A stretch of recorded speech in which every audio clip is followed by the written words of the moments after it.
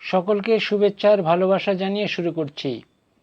আমার ছোট্ট ছোট্ট ছাত্রীদের রইল একগুচ্ছ ভালোবাসা। আজ তোমাদের আমি পড়াবো একা একা থাকতে নেই। এটি একটি প্রচলিত গল্প। চলো শুরু করি। একদল পরী, তারা খোলা আকাশের নিচে গাছের ডালে ডালে থাকে। রোদে দেহ পুড়ে যায়, বৃষ্টিতে দেহ ভিজে যায়, শীতকালের হিমেল বাতাসে দেহ কাঁপতে থাকে। বড় কষ্ট। তাহলে একদল পরী তারা কি করে, তারা খোলা আকাশের নিচে গাছের ডালে ডালে থাকে। ফলে কি হয় না, রোদে দেহ পুড়ে যায় আর বৃষ্টিতে দেহ ভিজে যায়। শীতকালে কি হয় না, হিমেল বাতাসে দেহ কাঁপতে থাকে, ফলে প্রচুর কষ্ট হয়। এমনি করে দিন কাটে। একদিন তারা সবাই মিলে ঠিক করলো তারা বাড়ি তৈরি করবে। বাড়ির মধ্যে থাকলে আর কষ্ট হবে না, সুখে শান্তিতে থাকতে পারবে।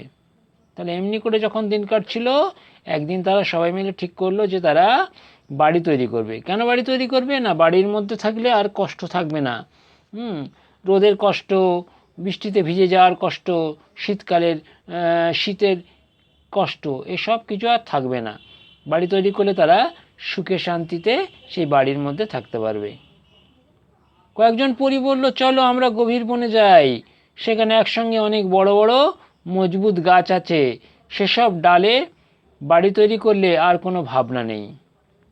মানে এদের মধ্যে কয়েকজন পরী বলল যে চলো আমরা গভীর বনে গিয়ে বাড়ি তৈরি করি। কেন, সেখানে একসঙ্গে অনেক বড় বড় মজবুত গাছ আছে, সেসব ডালে যদি বাড়ি তৈরি করা হয় তাহলে কোনো ভাবনাই থাকবে না, নিরাপদে থাকা যাবে। দুজন পরী বলল, গভীর বনে যেতে যাব কেন, এই তো বেশ ফাঁকা ফাঁকা মাঠে গাছ রয়েছে, ওখানেই বাড়ি তৈরি করব। দুজন পরী কি বলল না, গভীর বনে যেতে যাব কেন, এই তো বেশ ফাঁকা ফাঁকা মাঠে গাছ রয়েছে, এখানেই বাড়ি তৈরি করব। কয়েকজন গভীর বনে চলে গেল।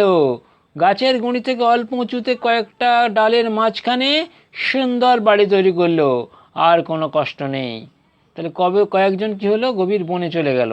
তারা গাছের গুঁড়ি থেকে অল্প উঁচুতে কয়েকটা ডালের মাঝখানে সুন্দর করে বাড়ি তৈরি করলো, ফলে তাদের আর কোনো কষ্ট রইল না। দুজন ফাঁকা মাঠে পাশাপাশি গাছে বাড়ি তৈরি করলো, চারিদিকেই বেশ ফাঁকা, গভীর বনের মতো নয়। আর দুজন পরী কী করলো, তারা ফাঁকা মাঠে পাশাপাশি গাছে বাড়ি তৈরি করলো, চারিদিকে ফাঁকা, গভীর বনের মতো নয়। এমনি করে দুই জায়গায় আনন্দে দিন কাটে, রাত কাটে, কোনো দুর্ভাবনাই নেই, তাদের মনে সব সময় খুশির হাওয়া।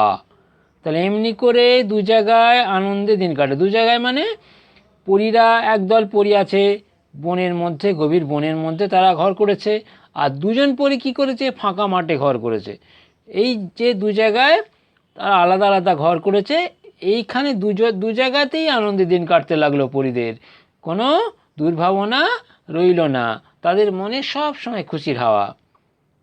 সব দিন সমান যায় না, কখন যে বিপদ এসে পড়ে কেউ বলতে পারে না।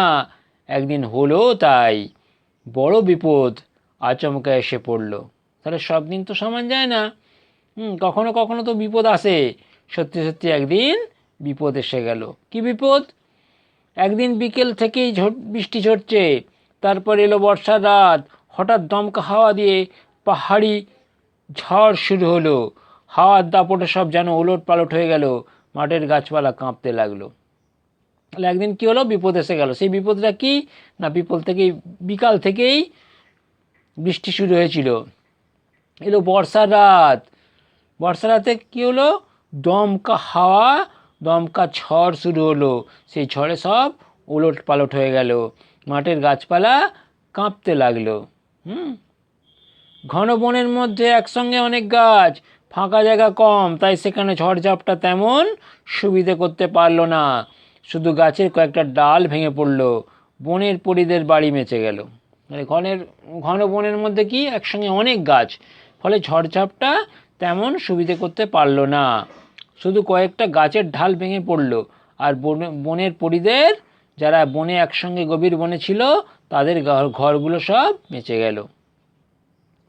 তারা বলল, সবার উচিত ঘন বনভূমির মতো একসঙ্গে মিলেমিশে থাকা, একা একা থাকলেই বিপদ। ওদের গাছগুলো আলাদা আলাদা ছিল, ভেঙে পড়ল। একা একা থাকতে নেই, তাদের শক্তি কমে যায়, একসঙ্গে থাকলে শক্তি বাড়ে। তারা বলল যে সবার উচিত ঘন বনভূমির মধ্যে একসঙ্গে থাকা। তারা একসঙ্গে ছিল বলেই তাদের ঘরগুলো বেঁচে গেল। আর যারা যে দুজন ফাঁকা জায়গায় ঘর করেছিল তাদেরই বিপদ হলো। কী বিপদ হলো না, তারা আলাদা আলাদা ছিল, তাদের গাছগুলো ভেঙে পড়লো, তাদের ঘর বাড়ি ভেঙে পড়লো। সেই জন্য একা একা কখনো থাকতে নেই। একা একা থাকলে কি হয়, শক্তি কমে যায়। আর একসঙ্গে যদি সবাই থাকে তাহলে কি হয়, শক্তি বাড়ে। এই ছিল গল্প, যেটা প্রচলিত গল্প, যে একা একা থাকতে নেই। এরপরে আসি শব্দার্থ। একদল মানে একসঙ্গে অনেকজন। পরী মানে রূপকথার কল্পিত সুন্দরী মেয়ে যাদের পাখির মতো ডানা আছে। হিমেল ঠান্ডা। দুর্ভাবনা খারাপ চিন্তা, দুশ্চিন্তা, উদ্বেগ। খুশির হাওয়া আনন্দের অনুভূতি। বিপদ সংকট বা ঝঞ্ঝাট। আচমকা চমকানি লাগে এমন, হঠাৎ। দমকা হাওয়া হঠাৎ জোরে ছুটে আসা হাওয়া। দাপট প্রতাপ। ওলট পালট সম্পূর্ণ বদল বা বিপর্যয়। ঝড়ঝাপটা জোরালো বাতাসের ঢেউ ও হঠাৎ ধাক্কা। ঘন বন গভীর অরণ্য। মিলেমিশে সদ্ভাব বা সম্প্রীতি। বনভূমি বনের এলাকা। শক্তি ক্ষমতা। এই ছিল শব্দার্থ। এরপর আছে একটি বাক্যে উত্তর দাও। পরীদের বাড়িতে থাকা সুবিধাজনক মনে হয়েছিল কেন? পরীরা যখন ফাঁকা জায়গা ছিল তখন তারা আকাশের নিচে ছিল, গাছের ডালে ডালে। এর ফলে কি হতো না, রোদে তাদের দেহ পুড়ে যেত, বৃষ্টিতে তাদের দেহ ভিজে যেত, আর শীতকালে হিমেল হাওয়ায় তাদের দেহ কাঁপতো, ফলে বড় কষ্ট হতো। তাই জন্য তারা ঠিক করলো যে বাড়িতে থাকবে, বাড়ি তৈরি করে সেখানে থাকবে। 2 নম্বর প্রশ্ন, বাড়ি তৈরির জায়গা নিয়ে তাদের মধ্যে ঝগড়া হলো কেন? বাড়ি তৈরির জন্য জায়গা নিয়ে তাদের মধ্যে ঝগড়া হলো এই কারণে, একদল বলল চলো গভীর বনে গিয়ে ঘর তৈরি করি, আর একদল বলল যে না, আমরা এখানেই ফাঁকা ফাঁকা জায়গার মধ্যে থাকবো, এখানেও তো গাছ আছে, এখানেই আমরা ঘর করব। এই নিয়ে তাদের উভয়ের মধ্যে, 2 দলের মধ্যে ঝগড়া হলো। তারপর তারা কি করলো? তারপর একদল কি করলো, গভীর বনে চলে গেল, গিয়ে ঘর তৈরি করলো। একটু গাছগুলো, গভীর বনে অনেক গাছ ছিল, সেই গাছের একটু গুঁড়ির ওপরে ডালের মধ্যে তারা ঘর করলো। আর যারা দুজন থেকে গিয়েছিল সেখানে, তারা কি করলো, ফাঁকা ফাঁকা 2টি গাছে দুজনে বাসা তৈরি করলো। বৃষ্টিতে পড়েদের মাঠের গাছ বাড়িগুলির কি অবস্থা হলো? বৃষ্টিতে পড়েদের মাঠের গাছ বাড়িগুলির অবস্থা খারাপ হয়ে গেল। কেননা তারা তো ফাঁকার মধ্যে ঘর করেছিল, ফাঁকা সেখানে সেই গাছে ঘর করেছিল, ফলে কি হলো, প্রচণ্ড ঝড়ের দাপটে ফাঁকা জায়গার গাছগুলো পড়ে গেল, ফলে 2জন পরীদের ঘরগুলো নষ্ট হয়ে গেল। কিন্তু যারা গভীর বনে গিয়েছিল তাদের কিন্তু ঘন বনের, এই যে বলছে ঘন বনে ঝড়ঝাপটা তেমন সুবিধা করতে পারলো না কেন? না, ঘন বনে প্রচুর গাছ ছিল, সেই গাছ ঝড়টাকে আটকে দিল, ঝড় সুবিধা করতে পারলো না, ফলে 2-1টা ডাল ভাঙা ছাড়া আর কিচ্ছু হলো না। ফলে গভীর বনে যারা ঘর তৈরি করেছিল তাদের ঘরগুলো সব বেঁচে গেল। বনের পরীদের বাড়ি কিভাবে বেঁচে গেল? বনের পরীদের বাড়ি বেঁচে গেল কারণ তারা গভীর বনে গিয়ে ঘর করেছিল। গভীর বনে প্রচুর গাছ ছিল, সেই গাছ ঝড়কে আটকে দিল, ফলে তাদের ঘরগুলো বেঁচে গেল। পরের প্রশ্ন, একা একা থাকার বিপদ কোথায়?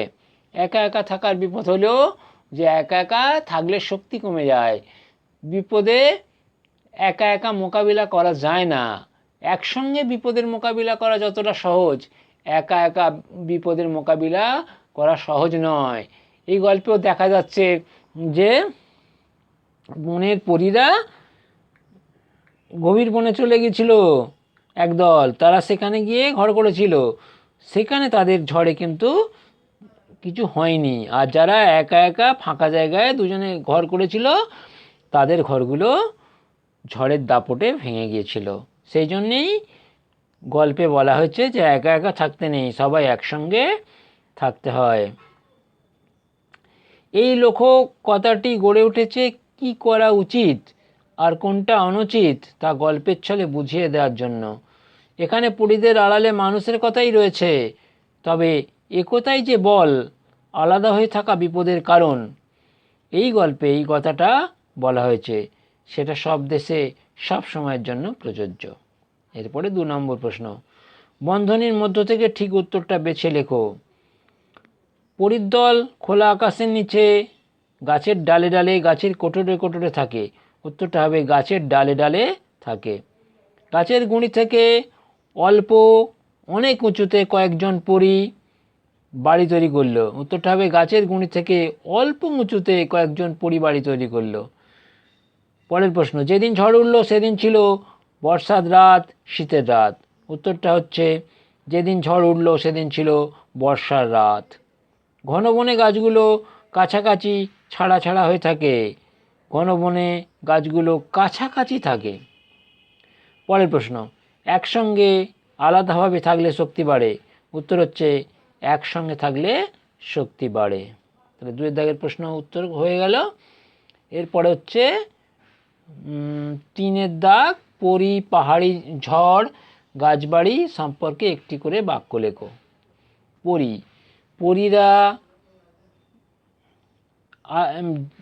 পরীরা এক ধরনের মেয়ে যাদের ডানা থাকে, তারা সহজেই যেখানে সেখানে উড়ে যেতে পারে। পাহাড়ি ঝড়, পাহাড়ি ঝড় ভয়ঙ্কর ঝড়, এই ঝড়ে সব ওলটপালট হয়ে যায়। গাছবাড়ি, গাছবাড়ি হলো এমন একটা বাড়ি যেটা গাছের উপরে থাকে। এরপর হচ্ছে সমার্থক শব্দ লেখো। বাড়ি হচ্ছে ঘর, হাওয়া হচ্ছে বাতাস, গাছ হচ্ছে গাছে কি বলবো, গাছ হচ্ছে, গাছের সমার্থক শব্দ উদ্ভিদ, বনের সমার্থক শব্দ জঙ্গল, হিমেল এর সমার্থক শব্দ শীত বা ঠান্ডা বাতাস। হিমেলের সমার্থক শব্দ হচ্ছে ঠান্ডা বাতাস। পরের প্রশ্ন, বিপরীত শব্দার্থ, বিপরীতার্থক শব্দ লেখো। একদল, একদলের বিপরীত একজন। নিচে বিপরীত উপরে, ভিজে বিপরীত শুকনো, দিন বিপরীত রাত্রি, সুখ বিপরীত অসুখ, শান্তি বিপরীত অশান্তি, গভীর বিপরীত অগভীর, অল্প বিপরীত অনেক, সুন্দর বিপরীত অসুন্দর, খুশি বিপরীত অখুশি, অনেক বিপরীত অল্প, আলাদা আলাদা বিপরীত একসঙ্গে। এরপর হচ্ছে শূন্যস্থানে ঠিক শব্দ বসাও। পরীরা গাছের ডালে থাকে থাকি। উত্তরটা হবে পরীরা গাছের ডালে থাকে। তারা বাড়ি তৈরি করবে, তারা বাড়ি তৈরি করবে। একসঙ্গে থাকলে শক্তি বাড়ায়, একসঙ্গে থাকলে শক্তি বাড়ে। এরপর হচ্ছে এলোমেলো বর্ণগুলিকে সাজিয়ে শব্দ তৈরি করো। প্রথমটা হচ্ছে শীতকাল, তারপরটা হচ্ছে আচমকা, তারপরটা হচ্ছে গাছপালা, তারপরটা হচ্ছে বনভূমি, আর শেষেরটা হচ্ছে ঝড়ঝাপটা। এরপর আছে বর্ণ বিশ্লেষণ।